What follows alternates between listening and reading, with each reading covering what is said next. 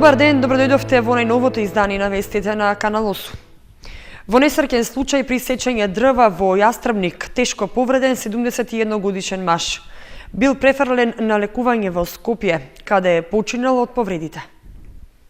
71 годишниот Симеон М. починал како последица на тешките телесни повреди во пределот на главата со кои се здобил при сечење дрва. Настанот се случил во понеделникот околу 8 часот и 30 минути во местноста Долна Маала кај селото Јастребник.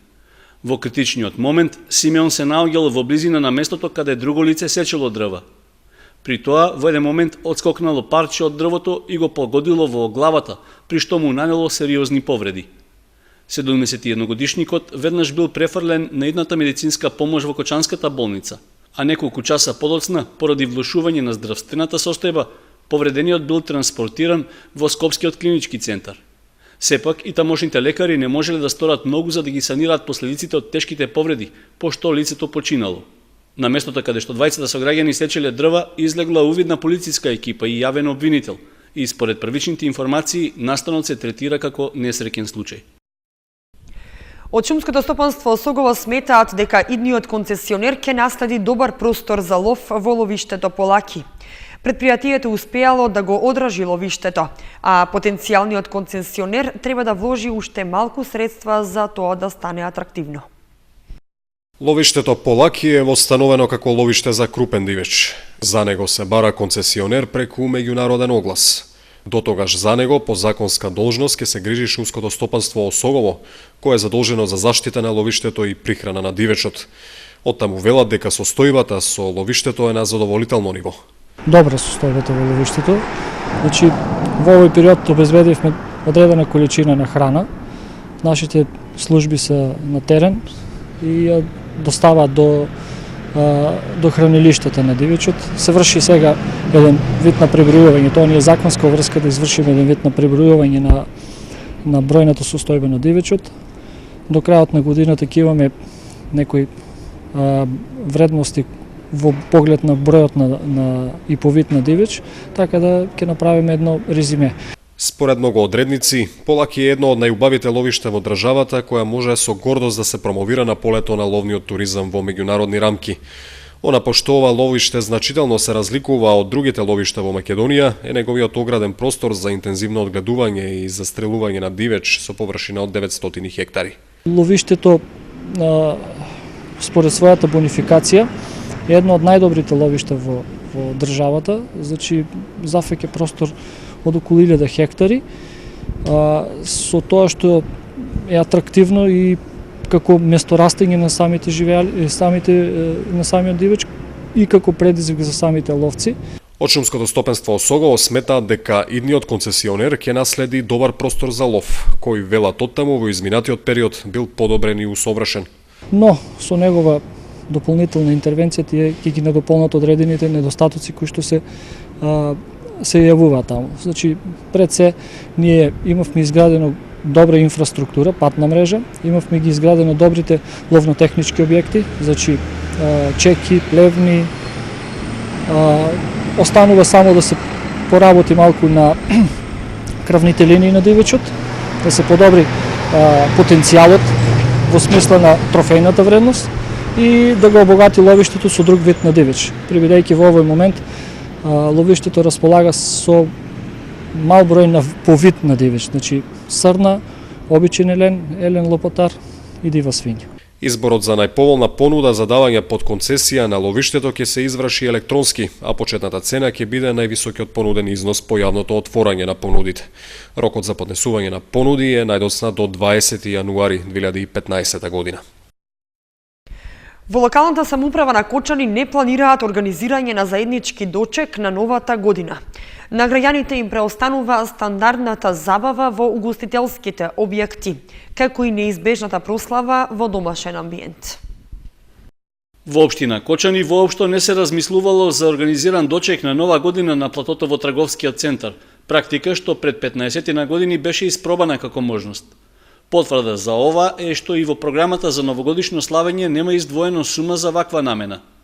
На една од последните седници на Советот, кога се разгледуваше ваквото прашање, Имаше кус одговор дека заедничко славење не се планира, затоа што немало таква навика и традиција во градот.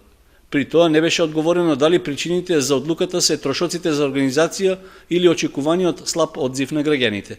Краткото образложение беше дека и досега немало практика за организиран дочек, така што идејата за евентуална организација годинава воопшто не се ни разгледувала.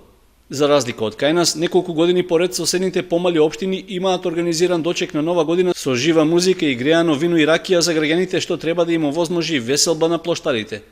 Ваквата практика ти ја најавуваат и за оваа година, додека јавните простори во поголемите Штип и Кочани повторно ќе останат празни.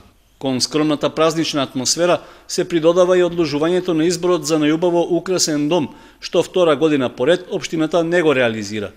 Единствено што подсетува на вжештување на празничната новогодишна атмосфера во градот се вообичаените новогодишни светлички украси, што со години се користат за истата намена. Продолжува да се уништува урбаната опрема. Клупите во централното градско подрачје и долж самиот кеј се оштетени или искршени. Негрижата за урбаната опрема во центарот на градот е широка тема, но особено воочливи во последен период се оштетените и искршени клупи. Нема ниту една клупа поставена во широк радиус во централното градско подрачје која е целосна. Кај некоја недостасува еден дел од дравената конструкција, кај друга металните потпирачи, трета искорната од лежиштето. И од граѓани до редакцијата имаше реакции дека клупите покрај кеот на реката, освен што не изгледаат убаво од естетска гледна точка, се старомодни и нефункционални поради тоа што немаат висина и не се удобни. Оштетувањата се јавуваат поради тоа што клупите се изработени од дрво, а тоа не е многу траен материјал и попушта на постојниот притисок од надворешните фактори. Покрај дождот, снегот и сонцето, несовесните граѓани се една од најчестите причини за краткиот животен век на овој вид урбана опрема. И натаму клупите во централното градско подрачје и долж самиот кеј се мета на несовесни поединци кои со своето девијантно однесување продолжуваат да ги уништуваат јавните добра. Граѓаните се надеваат дека надлежните што поскоро ќе ги санираат оштетувањата, а службите соодветно ќе ги санкционираат сторителите. Но се чини дека малкумина се загрижени за овие појави. Кочани одамна нема шармна висинска урбана средина. Клупите ретко се користат, најчесто од пензионерите или учениците на заминување или враќање од училиште.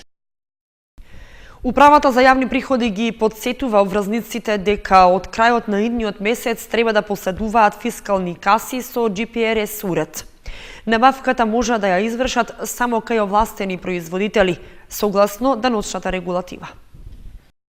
30 дена по започнувањето на 2015 година ќе стартува примената на новите фискални уреди, што даночните обврзници треба да ги поседуваат при готовинско плаќање.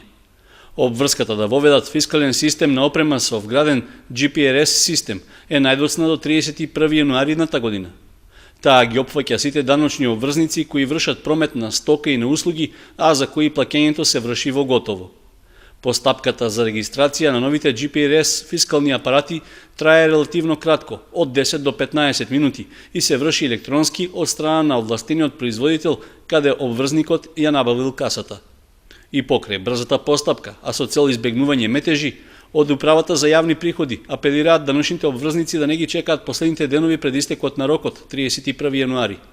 Секој кој не ја извршил обврската за регистрација кај некој од овластените производители, тоа треба да го стори веднаш, бидејќи во наредниот период се очекува голем број фирми да извршат набавка на нови фискални каси, а дополнително престојат и новогодишните и божикните празници.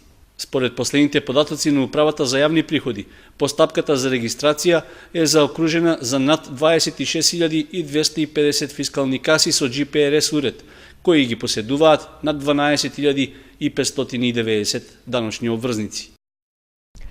Со дневните представи за учениците од основните училишта започна најновото издание на новогодишниот концерт на музичкото училиште Ристо Јуруков. Вечерните представи за возрастната публика се планирани за четврток и в петок.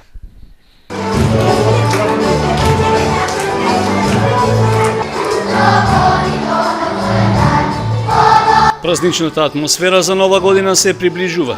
Неа традиционално во Кочани ја навестува новогодишниот концерт, што годинава се одржува по 14 пат. Организатор е Основното музичко училиште Ристо Јуруков, од каде се задоволни од тоа како поминаа подготовките, па најавуваат интересна забава за сите што ќе дојдат да го видат концертот. Веќе помина и првата представа, односно премиерата за децата од училишната возраст кои беа презадоволни. Според реакциите на децата кои беа присутни во салата, се покажа она детското, се покажа она искреното. Се покажа нивната радост, се покажа нивното предновогодишно расположение. Се надевам дека ќе успееме барем мал дел во срцата како на децата и така на сите граѓани да ги стоплиме малку во ова денешни времиња на турбуленции, да ги стоплиме малку и да ги разнежниме малку. Се надевам дека сите кои ќе го проследат овој концерт ќе бидат задоволни. Покрај номерите што традиционално се дел од секој новогодишен концерт, годинава има и нови што публиката за прв пат ќе ги слушне. Освен тоа, наставниците и учениците во музичкото училиште подготвија и мали музички изненадувања. Изненадување секако дека има, значи знаете секоја година е нова програмата. Оваа година имаме малку уфрлено музика, значи филмска музика имаме. Не би напоменала од кој ќе видите. Имаме доста интересни композиции за најмалите, кои верувам дека ќе ја пленат публиката. И годинава на концертот учествуваат близу 200 сегашни и поранешни ученици од музичкото училиште, како и професори по музика, организирани во детски и младински хор, камерен оркестар и електричен бенд. Представите за учениците ќе се прикажуваат и во наредните 2 дена, додека вечерните за возрастните се в четврток и петок со почеток од 19 часот. Покровител на новогодишниот концерт е општина Кочани, а неговата реализација со своји донации ја помагаат и неколку кочански претпријатија.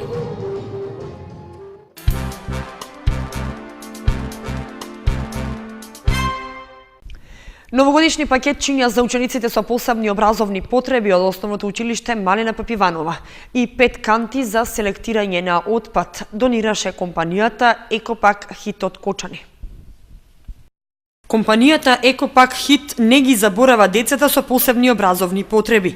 17 пакетчиња од традиционалниот партнер Винчини добија децата од паралелката за ученици со посебни потреби во основното училиште Малина Папиванова.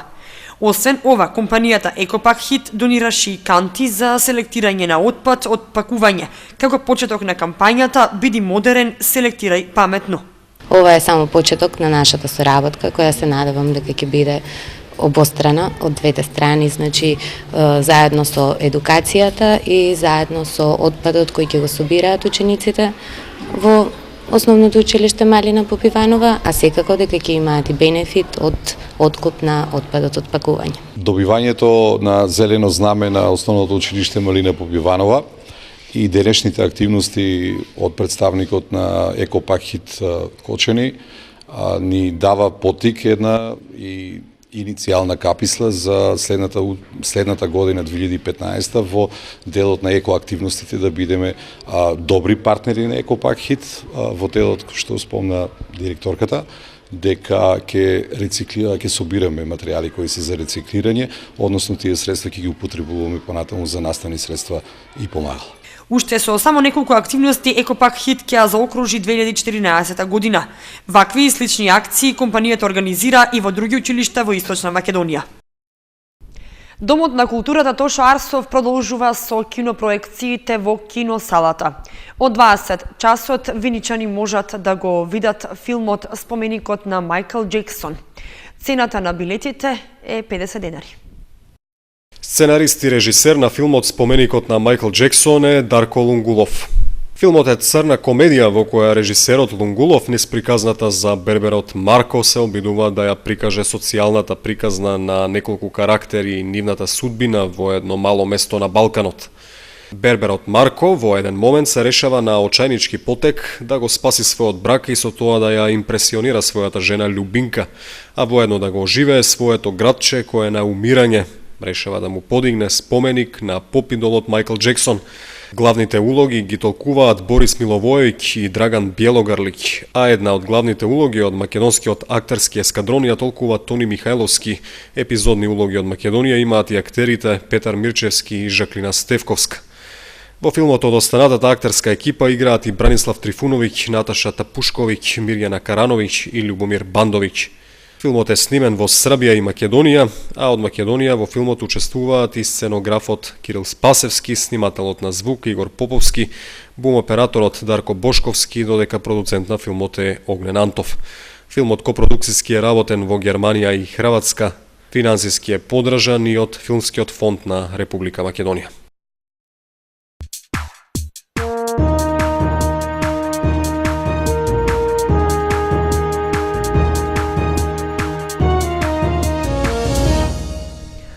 Во продолжение од вестите проследете ги спортските информации. Заврши машката училишна кошаркарска лига. Гимнастичарите учествуваа на турнир во Ниш. Надпревар по надпревара ги имаше вкупно 6, заврши училишната кошаркарска лига за основци. Талентот е скениран, го има во релативни дози, а општината успеа да истурка уште една благородна идеја за развивање на спортскиот дух кај учениците. Во последното коло стигна нова потврда за квалитетот на одредени екипи, а анализите треба да покажат дали тие имаат подобри услови за спортување или едноставно некои училишта имаат поталентирани спортисти кои седат во училишните клупи. Резултати од двата последни надпревари Свети Кирил и Методи Никола Карев 56:26 и Малина Попиванова Раде Кратовче 46:29. Табелата ја предводи Свети Кирил и Методи со 12 бода, пред Малина Попиванова со 8, Никола Карев заврши со 4 бода, а Раде Кратовче без бодови. Екипата на Свети Кирил и Методи на овој начин е победник во машката кошаркарска училишна лига. Неделава настапите во лигата ги завршуваат и девојчињата. Тие последното коло го играат во четврток. Што се однесува до професионалните или полупрофесионални спортски настани, гимнастичарите Петар Каров и Ненад Атанасовски настапија на меѓународен турнир во гимнастика што се одржа во Ниш, соседна Србија. Каров го освои 11-тото, а Атанасовски 13-тото место. Двајцата настапија во сениорска конкуренција. Кочанските гимнастичари беа предводени од тренерот Благој Каров. Во Ниш се надпреваруваа учесници од 7 клубови од Бугарија, Македонија и домакинот Србија.